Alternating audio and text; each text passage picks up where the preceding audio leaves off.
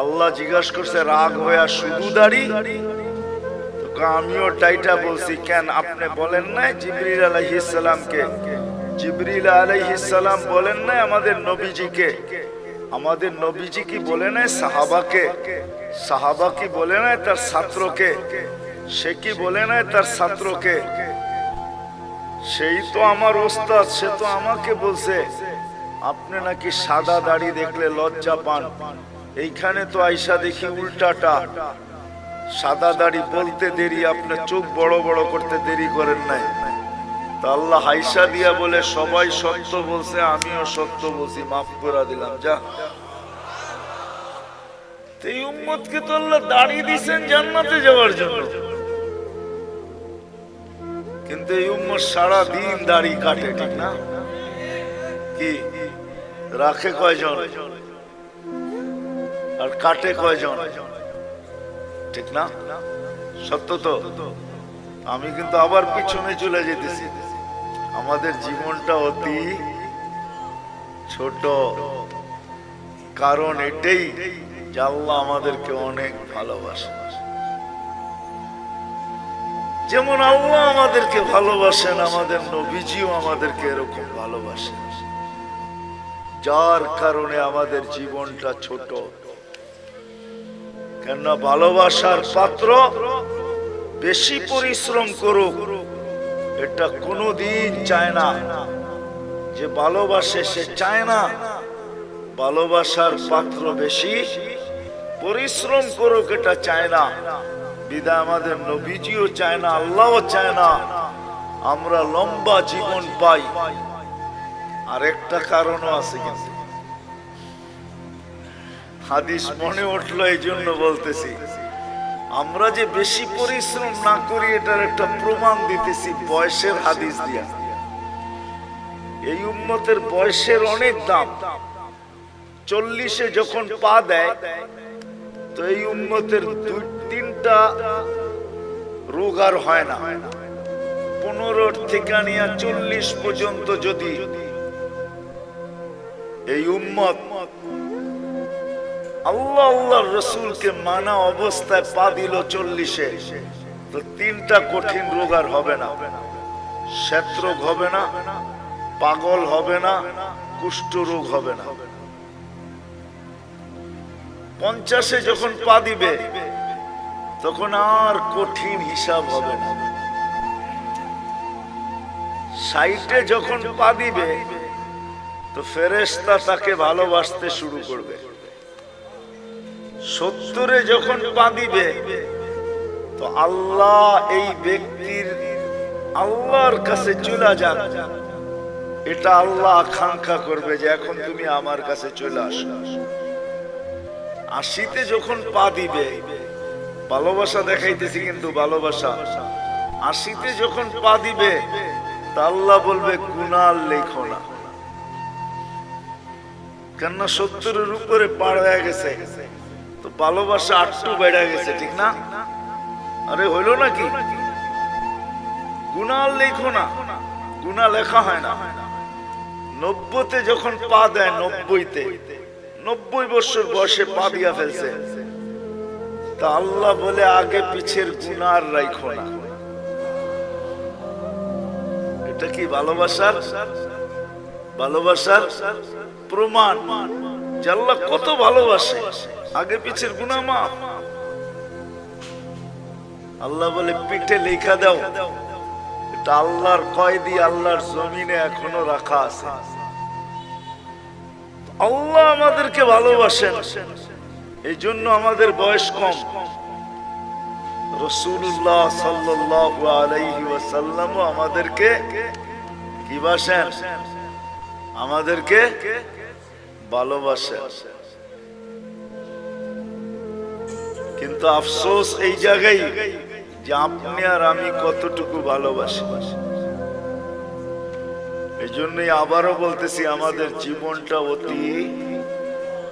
অতি আমরা দোনোদিক থেকে ভালোবাসার পাত্র। দোনোদিক থেকে, দোনোদিক বুঝেন?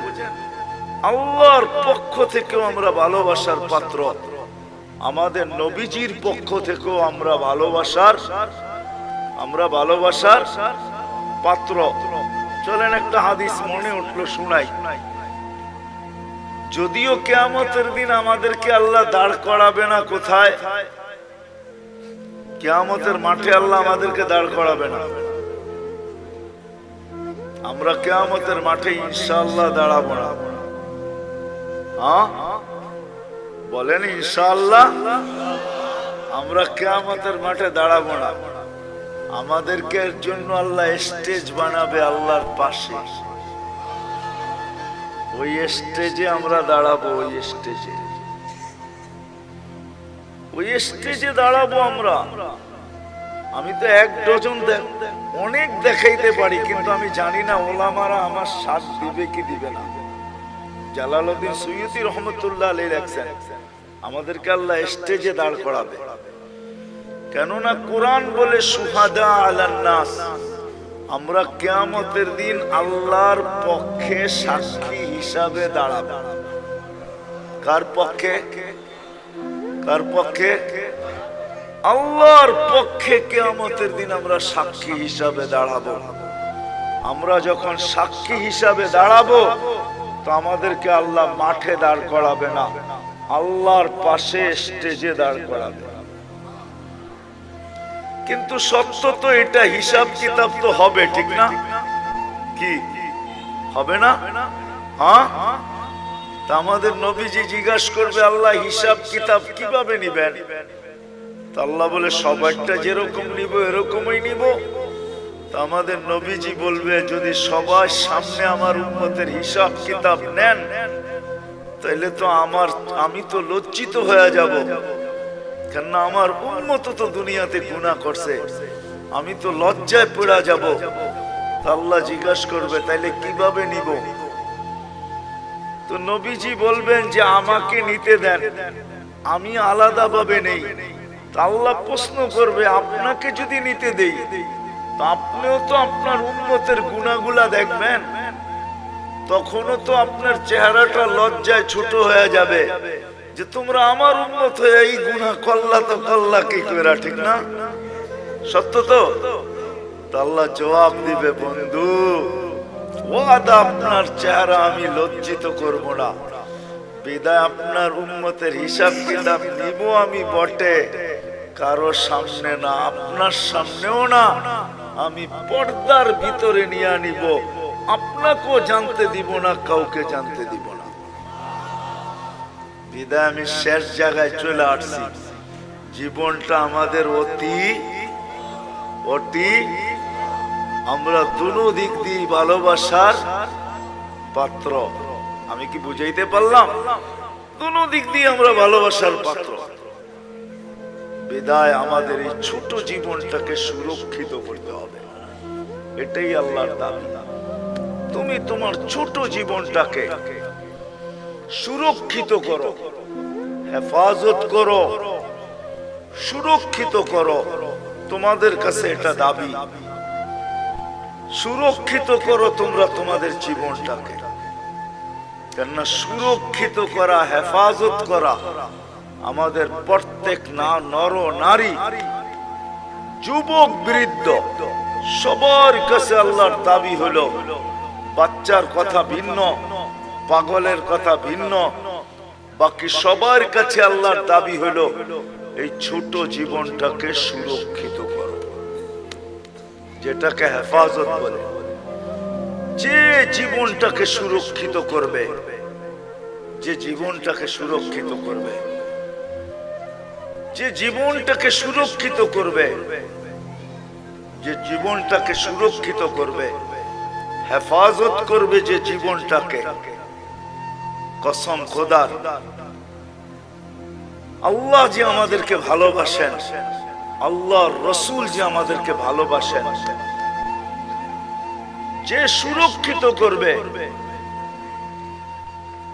সে যেন এই ভালোবাসার মূল্য দিল। মূল্য শুধু নিজের মূল্য অর্জন করলো না, সে যেন এই দুজনের ভালোবাসার মূল্য দিল। যে আল্লাহ আপনি যে আমাকে ভালোবাসেন, এই জন্য আমি আমার জীবনটাকে সুরক্ষিত করলাম। রাসূলুল্লাহ সাল্লাল্লাহু আলাইহি ওয়াসাল্লাম যে আমাদেরকে ভালোবাসেন, দুজনেরই দাবি আমাদের কাছে যে এই জীবনটাকে সুরক্ষিত করো। সত্য এটাই যে সুরক্ষিত করা যাবে। আল্লাহ আল্লাহর রাসূলের ভালোবাসার যেরকম মূল্য হবে, এরকম যে সুরক্ষিত করা যাবে, সেও আল্লাহ আল্লাহর রাসূলের কাছে বড় মূল্যের পাত্র হবে, বড় মূল্যায়নের পাত্র হবে, বড় মূল্যায়নের পাত্র। নাইলে আল্লাহর রাসূল এই কথা কোনোদিন বলতেন না, কেমন মূল্যায়নের পাত্র, হায় কেমন মূল্যায়নের পাত্র। একটা হাদিসের দিকে তাকাইলে বোঝা যায় আল্লাহর রাসূল বলেন তোমরা কেমন মূল্যায়নের পাত্র হবে একটু শুনো। ইয়াস্তাকবিলুনি উম্মতি রব্বি, জান্নাতের গেটে আল্লাহ সর্বপ্রথম তোমাদেরকে স্বাগত জানাবে। জান্নাতীরা আল্লাহকে দেখবে বটে, দেখবে, কিন্তু আমাদের মতো সর্বপ্রথম দেখবে না। আমরা তো জান্নাতে ঢুকার আগে আমরা আল্লাহকে দেখি, আল্লাহ আমাদের ইস্তেকবাল করবে। তাইলে একটু ভাবেন কেমন মূল্যায়ন, যে আল্লাহ গেটে আমাদেরকে স্বাগত জানাবে। নাহলে আল্লাহ রাসূল কেন বললেন ইয়াস্তাকবিলুনি উম্মতি রব্বি, আমার রব আমাকে আর আমার উম্মতকে জান্নাতের গেটে স্বাগত জানাবে। কেমন মূল্যায়ন, কেমন মূল্যায়ন। আল্লাহ নিজেই বলতেছে আল জান্নাতু মুহাররামাতুন, জান্নাত সমস্ত উম্মতের জন্য হারাম, সমস্ত উম্মতের জন্য, যতক্ষণ পর্যন্ত আমার প্রিয় পাত্র উম্মতে মুহাম্মাদি না ঢুকবে। আমরা যতক্ষণ পর্যন্ত না ঢুকবো, কোন উম্মতের জান্নাতে ঢুকার কোনো অনুমতি নাই। চাই জান্নাতের ফয়সালা তার জন্য যতই হোক না কেন, তাকে অপেক্ষা করতে হবে, এটাই আল্লাহর ঘোষণা। তাইলে পাবেন আমরা কতটুকু মূল্যবান। বিদায় আসেন এই সম্মেলন থেকে, আমার পরেও তো বক্তারা আসবে, কথা ওনারাই শোনাবে। আমি যদিও ওয়াদা ছিল চলে আসছি, বহুত দূর থেকে ঢাকা আসছি, ওইখান থেকে এখানে আসছি, শরীর যদিও এখন অনুমতি দেয় না। এই মজমার থেকে, সম্মেলন থেকে আমরা প্রতিজ্ঞা করি আমাদের জীবনটা কিন্তু ছোট, অতি ছোট। আর ছোট কেন এটা আমি দেখাইলাম, যে আমরা আল্লাহর বড় প্রিয় পাত্র, আল্লাহর রাসূলের বড় প্রিয় পাত্র। বিদায় আল্লাহ আল্লাহর রাসূল চান যে আমরা আমাদের জীবনটাকে সুরক্ষিত করি।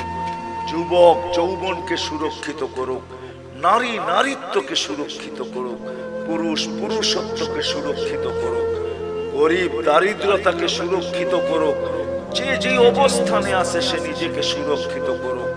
কেননা আমরা দুই দিক থেকে প্রিয় পাত্র। আল্লাহ চান না যে আমরা কিয়ামতের দিন প্রিয় পাত্রের উল্টাটা না হই। এই জন্য আল্লাহ চান আমরা আমাদের জীবনটাকে সুরক্ষিত করি। কিন্তু সুরক্ষিত সহজে কিভাবে করব? কিভাবে সহজে সুরক্ষিত করব? প্রত্যেক ব্যক্তি কিভাবে করবে? যুবক কিভাবে করবে? নারী কিভাবে করবে? পুরুষ কিভাবে করবে? প্রত্যেক ব্যক্তি, প্রত্যেক অবস্থানওয়ালা, পেশাওয়ালা, বাসাওয়ালা, রংওয়ালা, কালারওয়ালা, প্রত্যেক ব্যক্তি কিভাবে সুরক্ষিত করবে? আল্লাহ মুহাম্মদুর রাসূলুল্লাহ সাল্লাল্লাহু আলাইহি ওয়াসাল্লামের মাধ্যমে আমাদেরকে এটা শিখাইছেন যে আমরা কিভাবে সুরক্ষিত করব। এই জন্য আমি দুই চারটা দেখাইছি আপনাদেরকে। এটাও কিন্তু সুরক্ষিতর একটা। যদিও এই মজমায় কেউ নাই যে প্রতিদিন এক খতম কোরআনের নিয়াতে 3 বার সূরা ইখলাস পড়ে, এরকম কয়জন আছি আমরা এখানে? প্রতিদিন এক খতম কোরআনের সওয়াব আমার আমলনামায় আসো, এই নিয়তে ডেইলি সূরা ইখলাস 3 বার পড়ি, এরকম কয়জন আছে? আমার কথা বোঝেন, তারপরে হাত উঠায়েন। প্রতিদিন পড়ি, প্রতিদিন কন্টিনিউ আমি ডেইলি পড়ি, এই নিয়তে যে কোরআন পড়তে পারি না তাতে কি আসে যায়, আমি ডেইলি এক খতম কোরআনের সওয়াব আমার আমলনামায় নিতে চাই। এই নিয়তে আমরা কয়জন পড়ি? এটাও কিন্তু জীবন গুছানোর, সুরক্ষিত করার একটা পন্থা আল্লাহ দিয়েছেন। একটু আগে দেখাইলাম না নামাজ, যে ফরজের ঘাটতি এই উম্মতের না থাকুক, কেননা ফরজের ঘাটতি যদি থাকলো তাহলে আর জীবনটা গুছানোর কোনো রাস্তা থাকবে না। এই জন্য আল্লাহ নামাজ দিছেন বটে, কিন্তু ঘাটতি কিভাবে পূরণ হয়, কেননা আপন জনের ঘাটতি যদি পুরা না হইল তাহলে কিয়ামতের দিন কেউ বইলেও তো ফেলতে পারে যে লেবেল লাগায় তো দুনিয়াতে পাঠাইলেন খায়রা উম্মাহ, এখন তো আমরা দেখি ফরজ পুরাটাই নাই, পুরাটাই খালি, এদেরকে খায়রে উম্মতের লেবেল লাগায় পাঠাইলেন, ফরজের পুরা ঘাটতি। তো আল্লাহ ওটাকে পূরণ করার জন্য রমজানকে 70 গুণ বাড়ায় দিয়েছেন। আল্লাহ চান না, এই জন্য মুহাম্মদুর রাসূলুল্লাহ সাল্লাল্লাহু আলাইহি ওয়াসাল্লামকে আল্লাহ পাঠাইছেন। আর নবী আসছেন, চলেও গেছেন, আমাদেরকে শিখায় গেছেন, আদর্শ দিয়া গেছেন। আল্লাহ নিজেও ঘোষণা দিতেছেন, লাকাদ কানা লাকুম ফি রাসূলিল্লাহি উসওয়াতুন হাসানাহ। আল্লাহ নিজেও ঘোষণা দিতেছেন, ওয়া ইন তুতিউহু তাহতাদু। আল্লাহ নিজেও ঘোষণা দিতেছেন, মান আতা আর রাসূল ফাকাদ আতা আল্লাহ। আল্লাহ নিজেও ঘোষণা দিয়া বুঝাইতে চাইতেছেন, ইন কুনতুম তুহিব্বুনাল্লাহ, তুমি বলো আল্লাহকে ভালোবাসো, প্রমাণ কি? তো আল্লাহ প্রমাণও বুঝাইয়া দিতেছেন আমাদেরকে, ইন কুনতুম তুহিব্বুনাল্লাহ ফাত্তাবিউনি, আমার বন্ধুর অনুসরণ অনুকরণ করো। আসেন এই মজলিস থেকে আজকে আমরা সবাই ওয়াদা করি যে আমার এই ছোট জীবনটা, যেটা অতি ছোট, দুই দিক দিয়ে আমরা মহব্বতের ভালোবাসার পাত্র, আমি এটাকে সুরক্ষিত করতে চাই। আল্লাহর রাসূলের, রাসূলুল্লাহ সাল্লাল্লাহু আলাইহি ওয়াসাল্লামের অনুগত্যের মাধ্যমে, আদর্শের মাধ্যমে, রাসূলুল্লাহ সাল্লাল্লাহু আলাইহি ওয়াসাল্লামের সুন্নতকে মানার মাধ্যমে, নাইলে বড় ব্যথা পাবেন, কিন্তু বড় ব্যথা। কোরআনের এক আয়াত আমাকে বুঝায় যে আল্লাহর রাসূল কত বড় ব্যথা পাবেন, যেই ব্যথার পরে আল্লাহর রাসূল চিৎকার দিয়া বলবেন, কওমি ইত্তাখাযু হাদাল কুরআনা মাহজুরা। বড় ব্যথা পায় আমাদের বিরুদ্ধে মোকদ্দমা দায়ের করে দিবেন, বড় ব্যথা পায়, কিন্তু বড় ব্যথা পাবেন। হাদিসও আছে, হাউজের কাউসারের কাছে যাবেন, পানি পান করার জন্য যাবে, কিন্তু দিলে এতটুকু ব্যথা পাবে, দেখা চেহারা দেখে এতটুকু ব্যথা পাবে যে চিৎকার দিয়া বলবে, সুকান লিমান গায়্যারা বাদি।